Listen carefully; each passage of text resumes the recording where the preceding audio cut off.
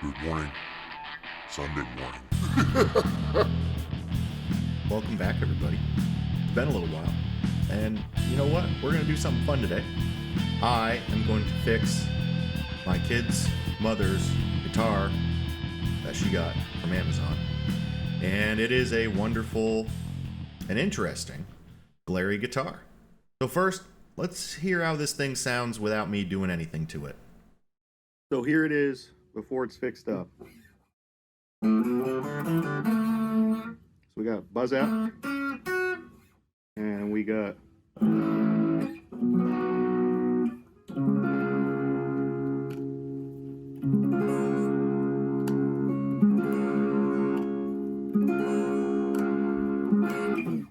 actually sounds all right.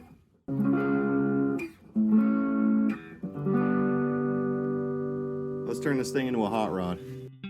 So first things first, we got to address a couple of playability issues with the guitar. One, we have buzz out from the frets not being level. There's also some action stuff that needs to happen, but really, I'm going to be doing an overhaul on this. We're going to install new pickups, we're going to install new tuning machines, a new nut, but yeah, we have to do a lot of fret work on this. All right, Bob. Ready to see how this shit goes down, dude? You got to first see your mom's fretboard is all fucked up. See what I'm doing right here? I'm using a fret rocker. It's gonna tell me if any of these frets aren't level. Right? And we do that by just pushing on it. And if it rocks, then we have a high point. Like right here, we got a high point. Yeah. So I need to go grab my magic marker. Because that tells me I'm going to have to get medieval on that. And boy, was I right. A little bit of hindsight could definitely benefit me in the production of this video. There is a lot of fret work that needed to be done. And, well, let's just say that Glary's fret work is not exactly the best. That's nice, Bob. So, that's real nice. Let's continue. So, strings are going to come off, I'm going to fix the frets, and we can start work on the other stuff. God damn, they did a shitty job painting this fucking thing. Hold on, I got to take a picture of that. Quality control is definitely something Glary could improve upon. And we're off. So we're going to take apart the guitar piece by piece. We're going to take the strings off, tuning machines, and I'm also going to be putting in some new tuning machines, as you can see here, just because I really wanted to see how well they fit, and I was really impressed. These are some Geiger locking tuners. They cost like 20 to 30 bucks. Much better performance over the stock tuning machines that were on the guitar originally, which are actually some tuning machines that I see that come with Les Paul kits that are, available on Amazon. So kind of interesting.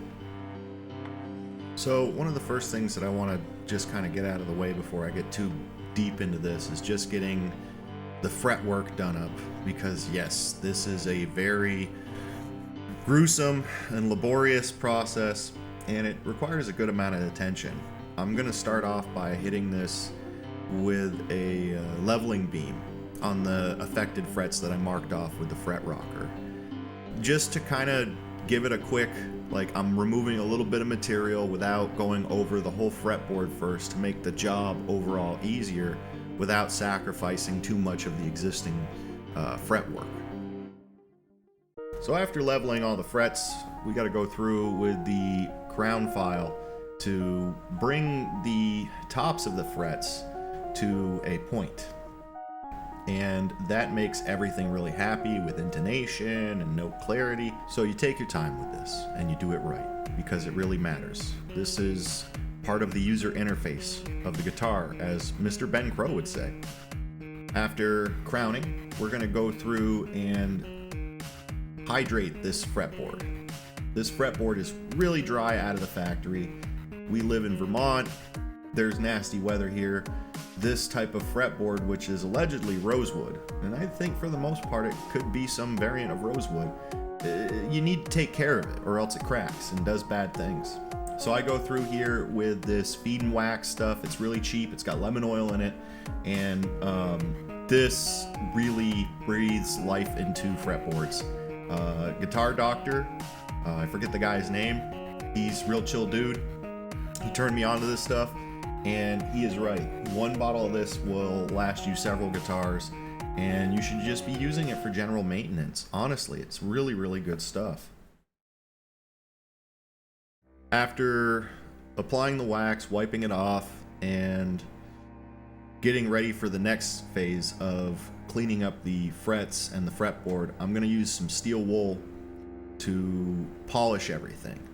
And this is very fine steel wool. It's okay to do it this way. I don't have any jeweler's rouge or any polishing pads, so I couldn't do it the way that I wanted to originally. But I compromised here, and the results actually worked out okay. But there was also a lot of work that went into this. And now we're going to start going through and sizing up this Graphtec nut. First few observations of the construction of the neck and everything dictated that I'm going to have to remove some material from the nut to make it fit perfectly in terms of width and then in height.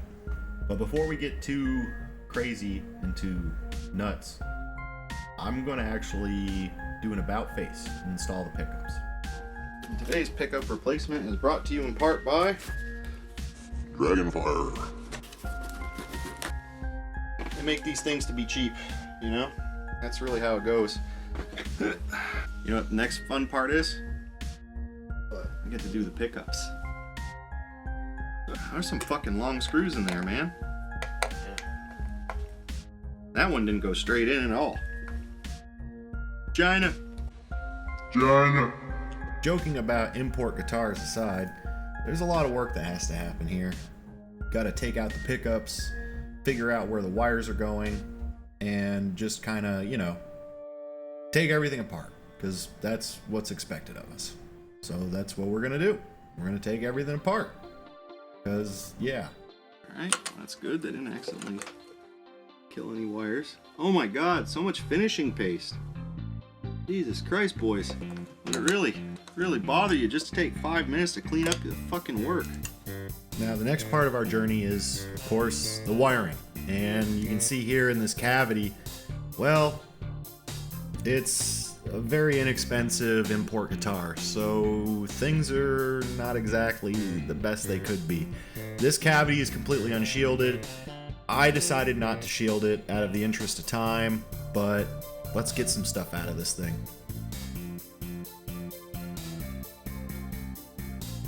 And just a quick tip to newbies out there, make sure you tin the tip of your iron and that you're using rosin-based solder.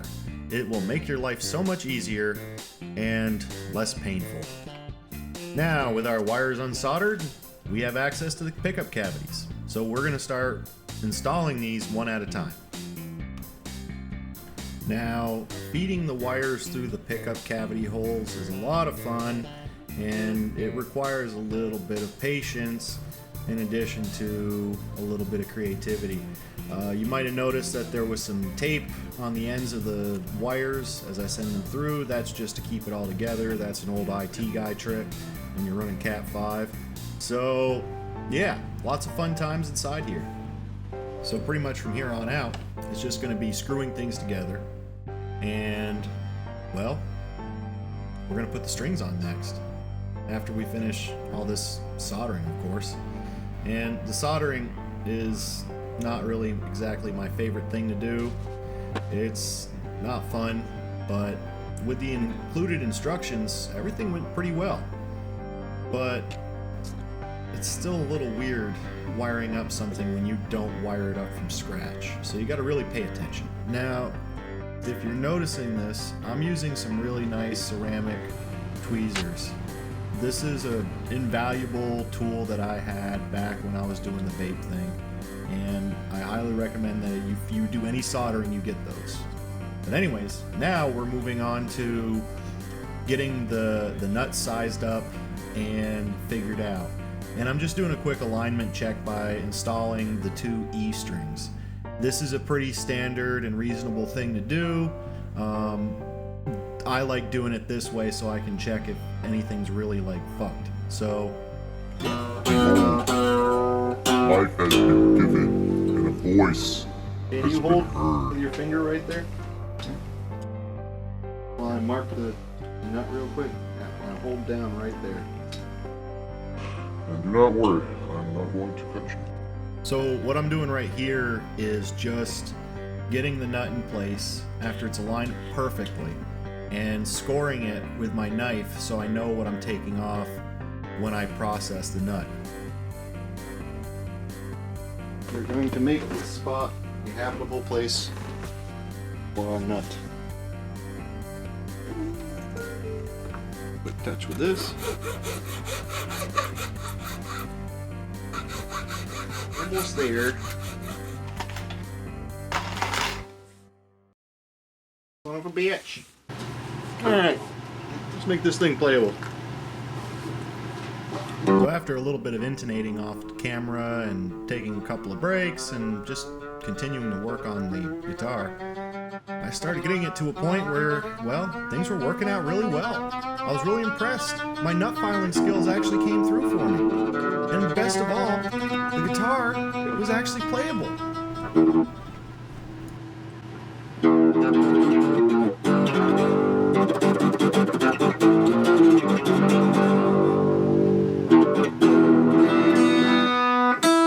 Oh yeah, it's fully playable now, Bob.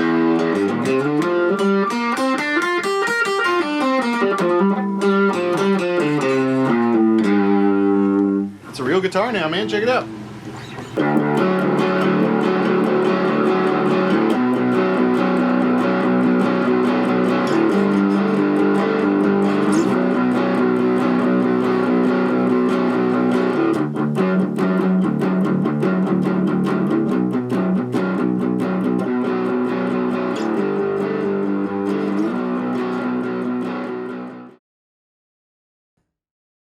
And that was it. I had set up Jess's guitar, and I did it well. The action's great. The guitar sounds great. The new tuning machines help keep the guitar in tune. The new nut, well, it's a nut, and it looks nice. I wish I took more pictures and after video of what I actually did, but I had to get the hell out. I had to go bring my son home, and I had to go bring the guitar to his mother. So I want to thank everybody for watching this video. Please like and subscribe. This journey was brought to you in part by all the people out there watching this video. Every single one of you liking and subscribing these videos makes a difference in how these videos get seen on YouTube. So please like, subscribe, and I wish every one of you an excellent, excellent day.